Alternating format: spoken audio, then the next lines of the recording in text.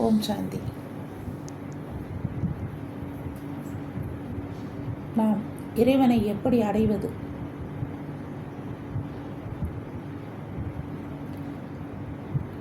எவ்வளோ நம்மளுக்கு தொழில்கள் இருந்தாலும் சரி, சுய தொழில், தன்னுடைய வேலைகள் அனைத்தையும் பார்த்து கொண்டு, குடும்பத்தையும் பார்த்து கொண்டு, சுற்றாரையும் பார்த்து கொண்டு இறைவனை எப்படி அடைவது? நினைவு என்ற நம் மனதில் ஆழமாக எப்பவும் இறைவனிடமே இருக்க வேண்டும். அது நம் குறிக்கோள்.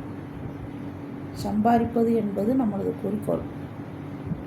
இறைவனை நம் அடைவது என்பது முழுமையான குறிக்கோள்.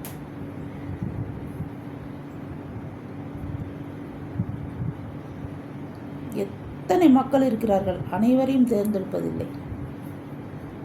ஏனென்றால் அடுத்தடுத்து பிறவி எனக்கு முக்தி வேணும் முக்தி வேணும் வாயில் சொன்னால் பத்தாது. முக்தி எங்கே கிடைக்கும்? கோயிலில் போய் சிவன்கிட்ட வேணுன்னா கிடைச்சிருமா? திருப்பி வந்து வீட்டில் பாவங்கள் பண்ணுறீங்களே, அந்த பாவத்தை எப்படி அழிப்பது? அப்புறம் எப்படி நீங்கள் கடவுள்கிட்ட போகிறது? கோயிலுக்கு போகிறீங்க, அங்கே கொஞ்சம் நேரத்துக்கு நல்லா நிம்மதியாக இருக்கீங்க. திருப்பி வந்தோடனே வீட்டில் உள்ள பஞ்சாயத்து, வெளியில் நடக்கிற சண்டை, ஏன் எல்லார் வீட்லேயுமே தான் இருக்குது. அப்போ எப்படி இறைவன் அடைகிறது? இறைவன் மிக பெரியவன். போர்டில் கூட, லாரியில் கூட, காரில் கூட பின்னாடி வாக்கியம் எழுதியிருப்பாங்க. அந்த இறைவனை எப்படி நம்ம அப்பாவாக ஆக்குவது?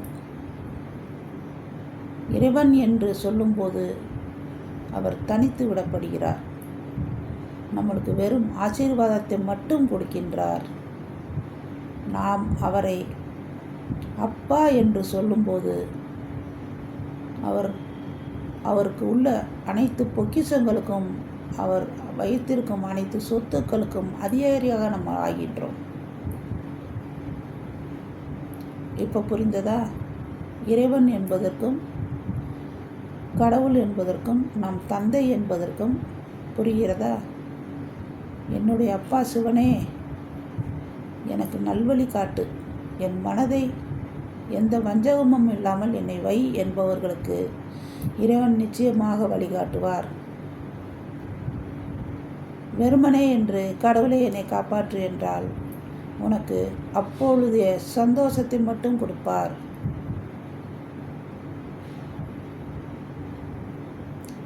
இதற்கும் வித்தியாசம் வேறு. சத்குருவே என்னை வழி நடத்து அப்படி என்று சொல்லும்பொழுது அவர் உங்களுக்கு டீச்சராக வந்து நிறைய மனதில் தோன்றுவார். குரு என்பது ஆசிரியர். அந்த ஆசிரியர் நம்மளுக்கு கற்றுக் கொடுப்பார். எப்படி வாழ்வில் வாழ்வது என்பதை கற்றுக் கொடுப்பார். அதற்கு சின்ன உதாரணம் சொல்கிறேன். கடல் உலகிலே பெரியது. அந்த கடலில் ஒரு நதி கலப்பது மிக மிக பெரியது. ஒரு மலையிலிருந்து, உச்சியிலிருந்து விழும் அந்த நீர் எங்கே செல்கின்றது? சுற்றி அந்த ஊர் கிராமத்துகளுக்கு போகும், பக்கத்தில் வரும். அத்தனை அணைகளும் திறக்கப்பட்டு கொண்டே வரும். ஒவ்வொரு அணையிலும் நுழைந்து ஓடிவிடும்.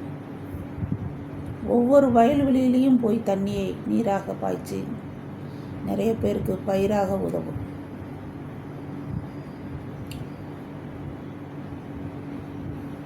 அப்புறம் வர ஒவ்வொரு கால்வாயிலையும் திறந்து விடையில் அங்கங்கே கிராமத்துகளுக்கு போய் அது நீராக போகின்றது.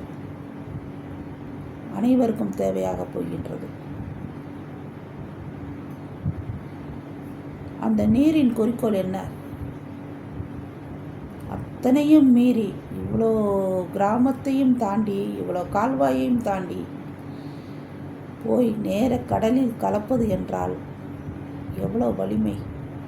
எந்த நீரிலையும் ஒட்டாமல் அது போய்கொண்டே இருக்கிறது. குண்டு கொலி பார்க்காமல். ஏன் அது சுற்றுமுற்றத்தை பார்க்க மாட்டாது. இங்கிட்டு போனால் இங்கிட்டு போயிடும், இங்கிட்டு போனால் இங்கிட்டு போயிடும். அதோடைய குறிக்கோள் நேர கடலில் கலப்பது. அங்கங்கே பிரிவது என்பது நாம தான். மக்கள். சொல்லுவாங்க சுலபம், எங்கேயோ மலையில் வர நார்த்தங்காய்க்கும் கடலில் வர உப்புக்கும் கொடுத்து வைக்கணுங்குவாங்க. அது உண்மை, அது கிடையாது. இதுதான் உண்மை. மலையில் வரும் நீரை உப்பு நீராக சேர்த்து கொள்கிறது கடல். பெருசு. அந்த கடலில் போய் ஒரே குறிக்கோளாக சேர்வது தான் இறைவனை சேர்ந்தவர்கள். அங்கங்கே பக்கத்தில் இருக்கவங்கெல்லாம் ரெடியாக இருக்கக்கூடியவங்க. பக்கத்தில் நீரில் போகிறவங்கெல்லாம் மீத நீர் அங்கங்கே கால்வா பக்கத்தில். இப்போ ராமநாடுன்னு வச்சுக்கோங்க. இந்த ராமநாட்டு பக்கத்தில் இருக்கக்கூடிய ஊரில் போச்சுன்னா மிச்ச தண்ணி எங்கே போகும்? கடலுக்கு போகும். உப்பு குளம் இதுகெல்லாம் பாய்ச்ச அங்கங்கே உப்பு தண்ணீராக போய் நின்று உப்பு நம்மளுக்கு வரும். அதுலேருந்து மீறி உள்ளே போகுது பார்த்திங்களா? அதுதான் அங்கே இருந்தாவது நம்ம போய் இப்போ அப்படித்தான் கலியுகம்ன்றது முடிய போகிற மாதிரி. நம்ம எப்படி ராமநாட்டுக்கிட்ட கடல் தண்ணி போய் அதில் மீறி எப்படி போகுதோ கடலுக்கு, அதுபோல தான் இத்தனையில் மீறி நம்ம வர்றோம்னா இந்த கலியுகம் முடிகிற நேரத்தில் அந்த தருணத்தில் அது கடவுளை புரிந்து நேரடியாக கடலில் கலக்க பாருங்கள். அங்கே பக்கத்திலே போகிறவங்கெல்லாம் திருப்பி திருப்பி பிறப்பவர்கள், கடவுளை பற்றியே நினைக்காதவர்கள், அப்பப்போ நினைப்பவர்கள், கடவுள் என்று சொல்பவர்கள். அவர்கள் வருவதற்கு காலம் தாமதமாகும். நாம் கடல் நீரில் கலக்கும் ஆத்மாக்களாக இருந்தால் உங்கள் சிந்தனை குறிக்கோள் அனைத்தும் நம் சிவ தந்தையிடம் செல்ல வேண்டும் என்று ஒரு குறிக்கோளாக இருக்கும். கடவுள் என்பவர் அவர் உங்களுக்கு கடவுளாக மட்டுமே தான் இருப்பார். தந்தை என்றால் அவர் ஆஸ்திக்கு அதிபதியாக ஆகிவிடுவீர்கள். சத்குருவே என்னை காப்பாற்று என்பார்கள். நிறைய வார்த்தை அவர்களுக்கு வரும். ஐயப்பன் வெள்ளம் போனால் குருவே எனக்கு நல்வழி காட்டு அப்படின்னா அவங்களுக்கு மனசில் தோணுவார். ஐயப்பன் ரூபத்தில் அந்த சிவன் தான் வர்றார், வேறு யாரும் கிடையாது. அவரும் ஒரு ஒளி தான். அவர் எந்த விதத்திலும் பிறக்கலை. பார்த்துருக்கீங்களா? ஐயப்பன் தாயி தகப்பனா வளர்த்ததை தான் பார்த்துருப்பீங்க. அவர் சிவத்தந்தை தான். சிவத்தந்தை யார் பிறப்பிலும் வரமாட்டார்.